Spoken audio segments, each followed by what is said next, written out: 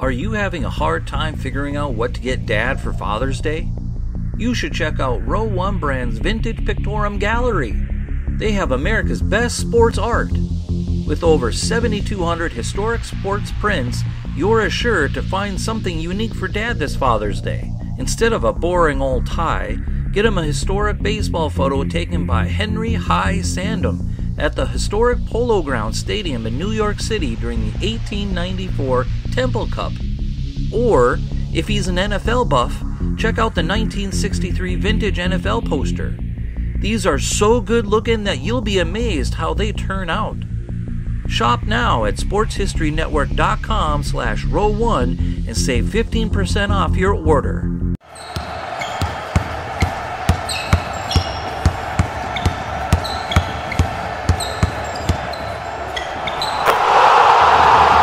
This is Basketball History 101 with Rick Loayza.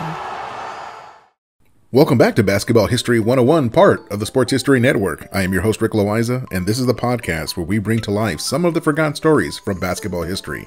We are bringing old school basketball to a new school audience. And today we bring you the history of NBA salaries. Now, at the end of the previous episode, I said that we would do a profile on Bill Sharman, but we have pushed that episode until next week. So again, today we are talking about NBA salaries. Really, the subject for today rolls into the larger topic of how the NBA makes money. Over time, the NBA has increased its number of revenue streams. As the NBA has increased the amount of money it makes, the players have seen their own salaries increase by a corresponding amount. Now, it is no secret that today the NBA is the richest basketball league in the entire world. It offers the highest salaries to its players, and that is why the NBA attracts the best players from around the world. In our story today, we will go all the way back to the beginning of the league to see how salaries have changed over the years and what led to those changes. So, let's go back to the first season of the NBA when it was called the BAA, the Basketball Association of America. In the fall of 1946, as the league was preparing to kick off its inaugural season, the owner set a salary cap of $40,000 US for each of the 11 teams that were going to play. Each owner had to fill his entire squad using only $40,000. For that first season, most teams kept only 8 or 9 players on the team. At the time, the typical team did not need much more than 8 or 9 players. There were 5 players on the court, and that still left a team with 3 or 4 players as substitutes. Even today, many coaches in the NBA rarely play more than 9 players in any given game. So, with a salary cap of $40,000, that meant that each player received, on average, between $4,500 and $5,000 for that first season. Of course, a star player made a bit more, and a bench player made a bit less, but basically that was the average for each NBA player. With 11 teams in the league, this meant that the salary cap for the entire league for that first season was $440,000. Today, Steph Curry makes more than that in one game by himself. Now let me rephrase that. Steph Curry for the current 2021-2022 season made $558,000 per game. Back in the first season, the entire league only made $440,000. Of course, I am not accounting for inflation. That does make a big difference. If you do account for inflation, the amount of money that the NBA players made for that first season is the equivalent of $74,000 in 2022. That means that the entire group of 85 NBA players would collectively make $6.3 million for the whole season in today's terms. That is how much salaries have changed. Even accounting for inflation, the amount of money that current NBA players make is around 800 times what their counterparts made for that first season. Now, I have said this on previous episodes. That is because the league was a much different place back in the beginning. Back in 1946, when the NBA got started, the primary source of income was ticket sales. The fans would pay his or her money to have a seat at an NBA game, and the two teams divided up the ticket sales with 75% of the gate receipts going to the home team and 25% going to the visiting team. In fact, that is still how they do it today in the NBA. TV did not exist back then like it does today. I mean, the technology of television existed, but virtually nobody had a TV in their home, unless your family was named Rockefeller or Getty. At the time, teams could make a little bit more money through ads and sponsorships. Local small businesses might advertise in the arena, like a local car dealership or a local clothing store, and this brought in a little bit of money. After all, the typical NBA arena back then had only around 5,000 to 7,000 seats. Except for the Boston Garden and Madison Square Garden, most NBA arenas were really small. So it was not that expensive to advertise in an arena because there were really not that many people to advertise to. The early NBA was really small potatoes compared to today, and I am sure that you are getting that by now. That is why some of the top college players would skip the NBA completely and go get a corporate job using their college degree. Most office jobs paid more than what the NBA paid. The NBA was not the place to go to get rich back when the league started. However, just a few years later in 1950, the team's salary cap had doubled to $80,000, and most teams were carrying 10 players in the roster for an average of $8,000 per player, but it was still not like the money today. So most players had to get a job in the off-season, like selling real estate or being a sales rep. In the case of George Mikan, he was an in-house corporate lawyer for the company that sponsored the team, since he had a law degree when he began his NBA career. By 1957, the players had formed a union called the National Basketball Players Association, or NBPA. That is the union that would represent the players in negotiations with the owners. However, the owners did not formally recognize the union and would only negotiate with players individually. If the player was not willing to negotiate individually, then he was simply out of the league. Players decided to just negotiate rather than lose their jobs. So while the players' union existed, it was not very effective. By 1960, the team's salary cap was raised even further to $150,000 per team, or $15,000 per player on average. By 1960, players no longer needed off-season jobs unless they just wanted to work, and many did. Some teams were signing local TV contracts and were able to begin earning a second significant revenue stream. However, certain players would work in their future careers in the off-season in order to make an easier transition to their second career. But the Players Union was still not recognized until 1964. Now this is a good place to take a break, and I'll be right back with how the Players Union was recognized.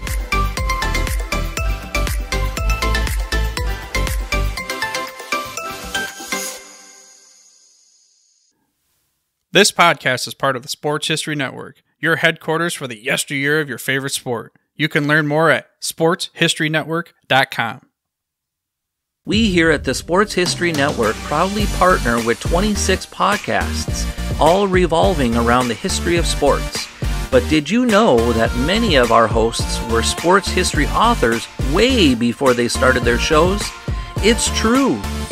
We've got Joe Ziemba, host of When Football Was Football, Joe Zagurski, host of Pro Football in the 1970s, Mark Morthier, host of Yesterday Sports, Tommy Phillips, host of Lombardi Memories, and Scott Adamson, co-host of From the 55-Yard Line.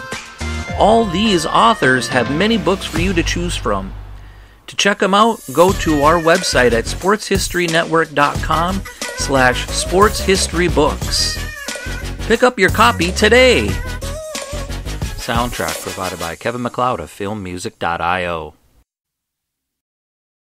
Welcome back to the show, and let us continue with the history of NBA salaries. Now, we left off in 1964. That was when the Players Union was fully recognized. I tell the full story back in episode 85, but here's the short of it. The NBA All-Star Game in 1964 was going to be on national television for the very first time, and this was going to be great exposure for the league.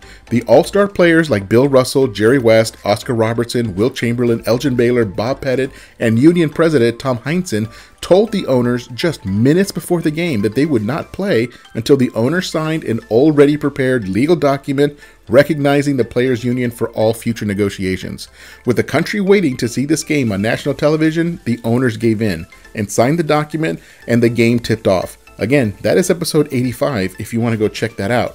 With the union now recognized, the players were able to negotiate for medical benefits as well as a pension fund, two things that they did not have until 1964. But then, in 1967, something happened that made the salaries jump to levels never before seen: the ABA. This new league was hungry to take on the NBA, and the best way for them to do that was to steal players away from the NBA. They began offering players unheard of contracts like $1 million for 10 years and such.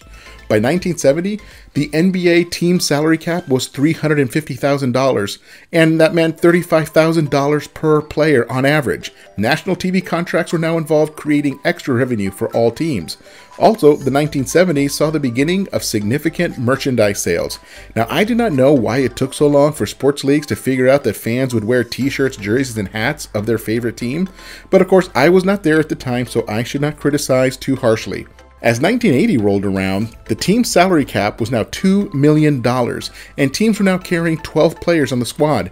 That calculates to an average of $167,000 per season per player. At this point, the superstars of the league were now living in mansions, wearing the most expensive clothes and driving the most expensive cars. Nobody in the league was working in the off-season anymore. They were all full-time basketball players. As the league got into the 80s, a few things happened that made the salaries jump across the league. The first two were Magic Johnson and Larry Bird. They made basketball fun to watch again because ratings had been suffering just prior to their rookie year. But now basketball was back. It was fun. Ticket sales were up. Ad revenue was up. Merchandising was going through the roof, and the TV contracts were becoming more and more lucrative. Then in 1984, Michael Jordan joined the league and gained true pop culture celebrity status. By the 1990, the team's salary cap was now $9.8 million per team and an average salary of $753,000 per player per season. Even bench players were living in luxury. The money was at a point where if the players saved and invested their salary wisely, they would not have to work another day in their lives once they retired from basketball. Now, back in the 1960s and 1970s, even the superstars had to think about their second career once basketball was over. But not by 1990. Most players still squandered most of their NBA earnings, and that is a topic for another day, but my point is this. If the player invested wisely, their NBA money should last them the rest of their lives. As the Bulls and Michael Jordan dominated the 1990s, the TV revenue went higher and higher. The NBA put the Bulls on nationally televised games as often as they could. Another thing happened during the 1990s that really helped with salaries. It was the 1992 Dream Team at the Barcelona Olympics. The entire world got to see what basketball looked like when it was played by the best players in the world, and that created a huge appetite for NBA basketball games around the world.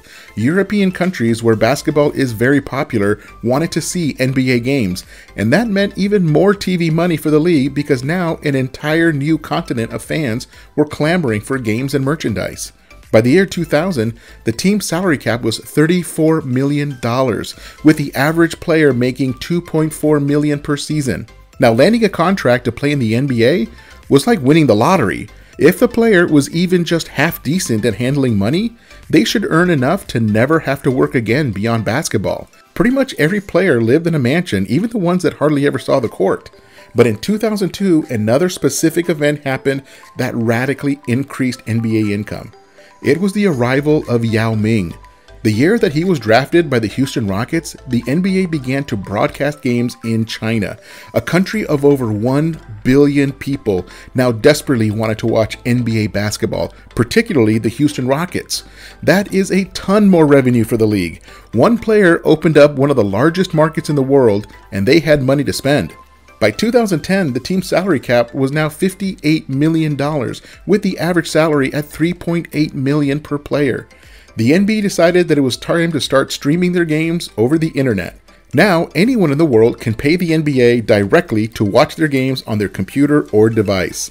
Today, nearly a full third of the NBA, or 150 players, come from outside the United States. That creates interest in every one of those countries. Lithuania wants to watch the NBA to root on their hero, Luka Doncic. Cameroon wants to see their own countrymen, Joel Embiid and Pascal Siakam, play in the All-Star game. The players in the NBA represent roughly 60 different nations from around the world, and that creates interest everywhere. The NBA is now a legitimate global brand. The best basketball anywhere happens in the NBA. That leads us to the year 2020, where the team's salary cap is $109 million per season, and the average salary is now $6.4 million per player. The current television contract for the NBA pays the league around $2.5 billion per year. That is just for the American rights to show the game. The NBA is now shown in over 200 countries where even more money is made. The merchandising is kind of out of control. I can go to NBA.com and buy a garden gnome or even underwear with the logo of my favorite team. And I have to admit that I have 3 different Lakers Christmas ornaments that I put on my tree every single year. So how are the actual salaries determined? Well, every few years, the NBA owners negotiate with the players on something called a collective bargaining agreement, or CBA. The CBA establishes the basics that apply to all players in the league. It covers how they travel, the level of hotel the players will stay when they're on the road, how much they get per day to buy meals while on the road, the medical benefits, etc. As part of the CBA, it is agreed that the players will receive roughly 50% of all revenue, while the owners keep the other 50%. That is how the salary cap is determined every summer. They look at the total revenue from the previous season, and then roughly half of that number will go to the new salary cap. They define total revenue as the sum of all national and international TV earnings, all merchandise sales, ticket sales, streaming revenue, national sponsorship deals, and a portion of the revenue from the jersey patch that the teams wear now. All of that money goes into a huge pot, and the players get around half of it. The pot is approximately $9 billion per year as of 2021.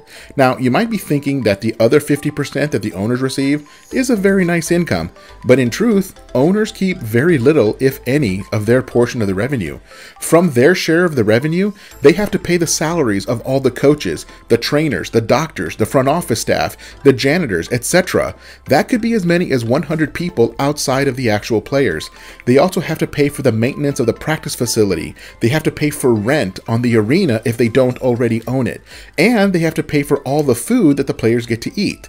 The owners pay for all of it. They also pay for chartering a private plane to fly the team around all season long. The owners also pay for the players to stay in the most expensive hotels in every city they travel to, often needing to secure as many as 35 rooms per night for a simple road trip.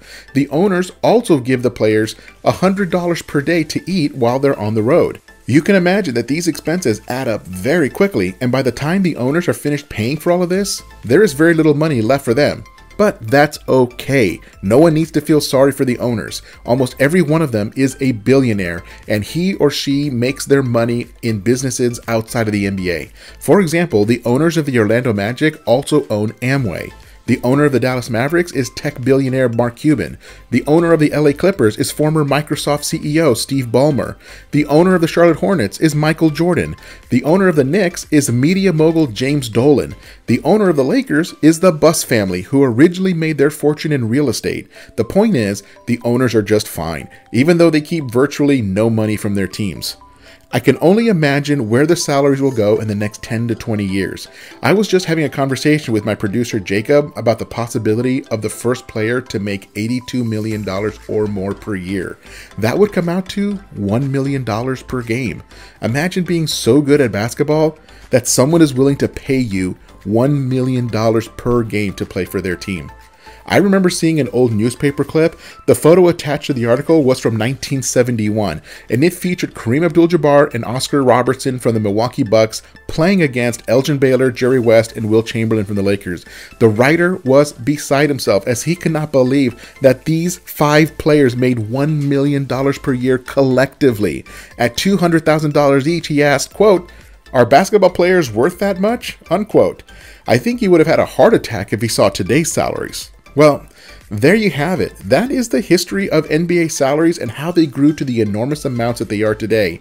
I think that any player currently in the league should thank the players from previous generations for helping build the league to what it is today. It's because of those players in the 1940s and 1950s that worked summer jobs that players today can make what they do.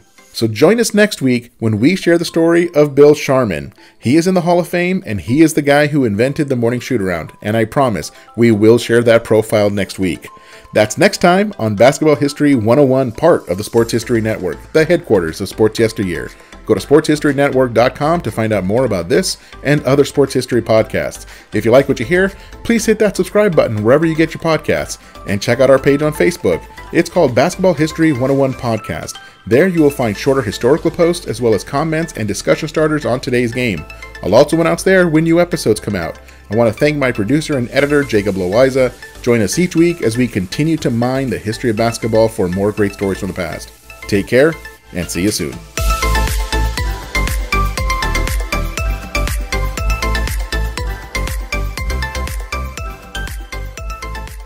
At the Sports History Network, we're all about sports yesteryear, and so we're so pleased to introduce you to Row One, an online memorabilia gallery and shop that brings you sports history to life anywhere. The Row One gallery includes over 5,200 gorgeously reproduced prints of team posters, game program covers, game tickets, advertisements, and more in baseball, pro and college football, pro and college basketball, and more. And any gallery item may be printed in a variety of sizes on wood, metal, canvas, acrylic, or poster paper. And in Row One shop, check out the thousands more of unique items with the retro and historical designs dating back to 1876, including t-shirts, long sleeve shirts, phone cases, mugs, blankets, pillows, towels, and even shower curtains. Go to sportshistorynetwork.com, ROW1, for access to the full Row One catalog and for gallery prints and gift items, plus get a 15% discount off all prints on the Row One Pictorum Gallery with coupon code SHN15. Follow the link on the show notes.